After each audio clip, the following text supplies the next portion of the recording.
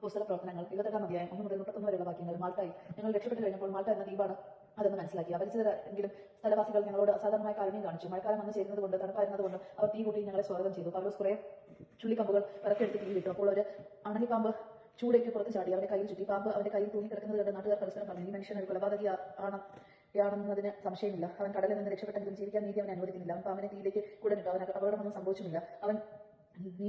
അവൻ നീര് വന്ന് വീർക്കുകയോ പെട്ടെന്ന് വീണ് മരിക്കുകയോ ചെയ്യുമെന്ന് അവർ വിചാരിച്ചു. നേരം കഴിഞ്ഞിട്ട് അവന് അത്യാഹിതമൊന്നും സംഭവിക്കില്ലെന്ന് കണ്ടപ്പോൾ അവർ അഭിപ്രായം മാറ്റുകയും അവനൊരു ദേവനാണെന്ന് പറയുകയും ചെയ്തു. ദ്വീപിലെ പ്രമാണിയായ പുബ്ലിയൂസിനെ ആ സ്ഥലത്തിനടുത്ത് തന്നെ കുറെ കൂടിയുണ്ടായിരുന്നു. അവൻ ഞങ്ങളെ സ്വീകരിച്ച 3 ദിവസത്തേക്ക് ആതിഥ്യം നൽകി. ലുബൂസിന്റെ പിതാവ് പനിയും അതിസാരവും പിടിപെട്ട കിടപ്പിലായിരുന്നു. പൗലോസ് അവനെ സന്ദർശിച്ച് പ്രാർത്ഥിക്കുകയും അവന്റെ മേൽ കൈകൾ വെച്ച് സുഖപ്പെടുത്തുകയും ചെയ്തു. ഈ സംഭവത്തെ തുടർന്ന് ദ്വീപിലുണ്ടായിരുന്ന മറ്റു രോഗികളും അവന്റെ അടുക്കൽ വന്ന് സുഖം പ്രാപിച്ചുകൊണ്ടിരുന്നു. അവർ ഞങ്ങളെ വളരെയേറെ ബഹുമാനിച്ചു. ഞങ്ങൾ കപ്പൽ യാത്രയ്ക്ക് ഒരുങ്ങിയപ്പോൾ ഞങ്ങൾക്ക് ആവശ്യമുള്ളതെല്ലാം അവർ കൊണ്ടുവന്ന് തന്നു. റോമായി 3 മാസത്തിന് ശേഷം ആ ദ്വീപിൽ ശൈത്യകാലത്ത് നഗരം മടിച്ചിരുന്നതും ദിയോസ്കുറയുടെ ചിഹ്നം പേരുന്നതുമായ ഒരു അലക്സാൻഡ്രിയൻ കപ്പൽ കയറി ഞങ്ങൾ യാത്ര പുറപ്പെട്ടു. ഞങ്ങൾ സിറാക്കൂസിലിറങ്ങി 3 ദിവസം താമസിച്ചു. അവിടെ നിന്ന് തീരം ചുറ്റി റേജിയം എന്ന സ്ഥലത്ത് വന്നു ചേർന്നു. ഒരു ദിവസം കഴിഞ്ഞപ്പോൾ ഒരു തെക്കൻ കാറ്റ് വീശിയാൽ 2 ദിവസം ഞങ്ങൾ പുത്തേയോളിലെത്തി. അവിടെ ഞങ്ങൾ ചില സഹോദരരെ കണ്ട് ഒരാഴ്ച ഞങ്ങളോടൊപ്പം താമസിക്കാൻ അവർ ഞങ്ങളെ ക്ഷണിച്ചു. പിന്നെ ഞങ്ങൾ റോമായിൽ വന്നു ചേർന്നു. അവിടെയുള്ള സഹോദരർ ഞങ്ങളെക്കുറിച്ച് കേട്ടറിഞ്ഞ് ഞങ്ങളെ സ്വീകരിക്കാൻ ആപ്പിയൂസ് പുരവും ത്രിമണ്ഡപവും വരെ വന്നു. അവരെ കണ്ടപ്പോൾ പൗലോസ് ദൈവത്തിന് നന്ദി പറയുകയും ധൈര്യം ആർജിക്കുകയും ചെയ്തു.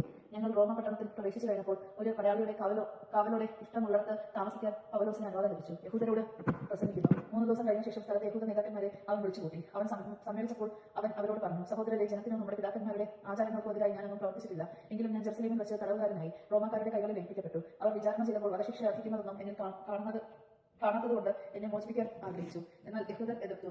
തന്മൂലം എന്റെ ജനങ്ങൾക്കെതിരായി എനിക്കൊരു ആരോപണവും ഇല്ലെങ്കിലും സീസറിന് മുൻപാകെ ഉപരി വിചാരണയ്ക്ക് അപേക്ഷിക്കാൻ ഞാൻ നിർബന്ധനായി. ഇക്കാരണത്താൽ തന്നെയാണ് നിങ്ങളെ കണ്ട് സംസാരിക്കാൻ ഞാൻ നിങ്ങളെ വിളിച്ചു കൂട്ടിയത്. എന്നാൽ ഇസ്രായേലിന്റെ പ്രത്യാശയെ പ്രതിയാണ് ഞാൻ ഈ ചങ്ങലകളാൽ ബന്ധിതരായിരിക്കുന്നത്. അവർ അവനോട് പറഞ്ഞു, നിന്നെക്കുറിച്ച് യഹൂദരിൽ നിന്ന് ഞങ്ങൾക്ക് കത്തൊന്നും ലഭിച്ചിട്ടില്ല. ഇവിടെ വന്ന സഹോദരരെല്ലാവരും നിനക്കെതിരായി വിവരം തരികയോ നിന്നെ കുറ്റപ്പെടുത്തി സംസാരിക്കുകയോ ചെയ്തിട്ടുമില്ല. എന്നാൽ നിന്റെ അഭിപ്രായങ്ങൾ എന്തെല്ലാമാണെന്ന് നിന്നിൽ നിന്ന് തന്നെ കേൾക്കാൻ നിങ്ങൾ ആഗ്രഹിക്കുന്നു. ഇത് ഞങ്ങൾക്കറിയാം. ഈ മതവിവാഹത്തെ എല്ലായിടത്തും ആളുകൾ എതിർത്ത് സംസാരിക്കുന്നുണ്ട്. അവരുമായി സംസാരിക്കാൻ അവർ 1 ദിവസം നിശ്ചയിച്ചു. അന്ന് നിരവധി ആളുകൾ അവരുടെ വാസസ്ഥലത്ത് വന്നുകൂടി. രാവിലെ മുതൽ സന്ധ്യ വരെ അവർ മോശയുടെ നിയമത്തെയും പ്രവാചകന്മാരെ അടിസ്ഥാനമാക്കി യേശുവിനെ കുറിച്ച് അവരെ ബോധ്യപ്പെടുത്താൻ ശ്രമിക്കുകയും ദൈവരാജ്യത്തെക്കുറിച്ച് പരസ്യമായി സാക്ഷ്യപ്പെടുത്തുകയും ചെയ്തു.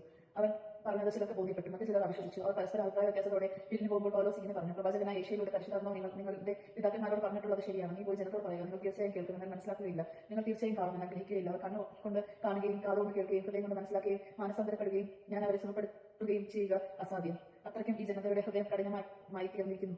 ചെവിയുടെ കേൾവി മന്ദീഭവിച്ചിരിക്കുന്നു. കണ്ണ് അവർ അടച്ചു കളഞ്ഞിരിക്കുന്നു. അതിനാൽ നിങ്ങളിത് അറിഞ്ഞുകൊള്ളുവൻ. ദൈവത്തിൽ നിന്നുള്ള ഈ രക്ഷ വിജാതരുടെ പക്കലേക്ക് അയക്കപ്പെട്ടിരിക്കുന്നു. അവർ അത് കേൾക്കുകയും ചെയ്യും. അവൻ സ്വന്തം ചെലവിൽ ഒരു വീട് വാടകയ്ക്കെടുത്ത് 2 വർഷം മുഴുവൻ അവിടെ താമസിച്ചു. തന്നെ സമീപിച്ച എല്ലാവരെയും അവൻ സ്വാഗതം ചെയ്തിരുന്നു. അവൻ ദൈവരാജ്യം പ്രസംഗിക്കുകയും കർത്താവായ യേശുക്രിസ്തുവിനെ കുറിച്ച് നിർബന്ധം ധൈര്യപൂർവ്വം പഠിപ്പിക്കുകയും ചെയ്തു. ദൈവമാണ് നാം കേട്ടതാണ്. ക്രിസ്ത്യാനിക്ക് സ്തുതി.